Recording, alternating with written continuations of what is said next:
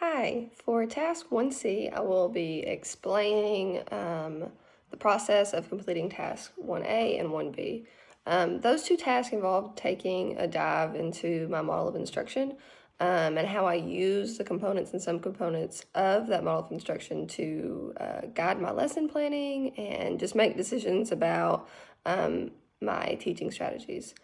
The major components of my model of instruction, which you could see at the top of that document, there was three main components, were feedback, content, and context. And each of these categories have several subcomponents. And they basically act as strategies that guide and help create whatever I think would be the best method of instruction for any given lesson or subject or topic that I'm going to go over in the classroom. Now, I think this is very helpful for me because it gives me kind of like a guideline of how I can communicate clearly what the learning goals for my students are and let them know through feedback, how they're doing or anything in the lesson. It also helps me consider the ways in which I'm delivering my content to my students. And again, that can change depending on the topic that we're going over or the ability level of the class or a particular student.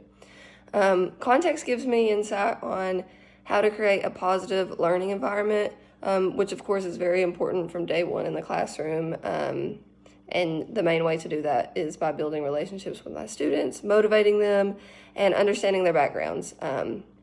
And this really helps to keep them engaged in the learning process. I think that the strength of my model of instruction is that it covers many different aspects of the teaching process. Like I said, it includes feedback, content, and context, which are all very important things to consider in the classroom. I would say that another strength of this model of instruction is that it includes lots of different subcomponents under those main components. So it's not like you only have a couple things for each component to choose from. You can kind of look at it in a lot of different ways.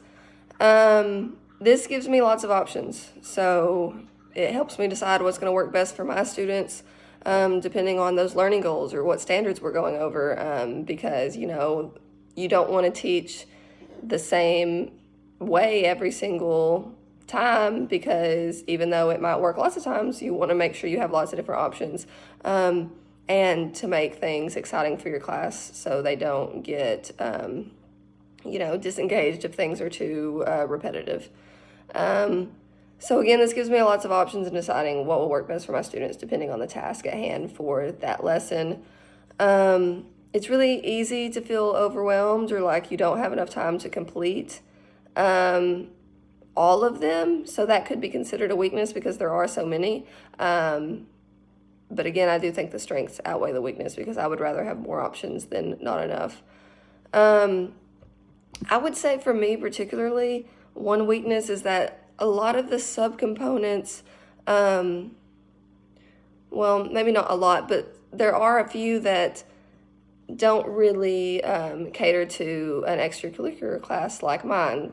In an art classroom, some of those would be harder to use, or the example that's given isn't as easy to use in an art classroom. So if there were options that were like, gave specific examples for how to use it in an art classroom or a music classroom, that's just my opinion, but, because there's lots of different things that go on in a school and lots of different subjects that are taught. So that would be my only other weakness with my model of instruction. During the planning process, I do take the time to decide what methods of instruction will work best for my students, and I look at all of the different components on my model of instruction. And sometimes those things that we'll be using over multiple lessons or multiple days. So it's really going to help with lots of different projects that we do in the art classroom. For example, my 5th grade art class, every year they do a project over the color wheel, and we really take a deep dive into color theory, vocabulary, color mixing techniques, the color wheel, and how it shows all the different color relationships. And this project includes several lessons that takes multiple days.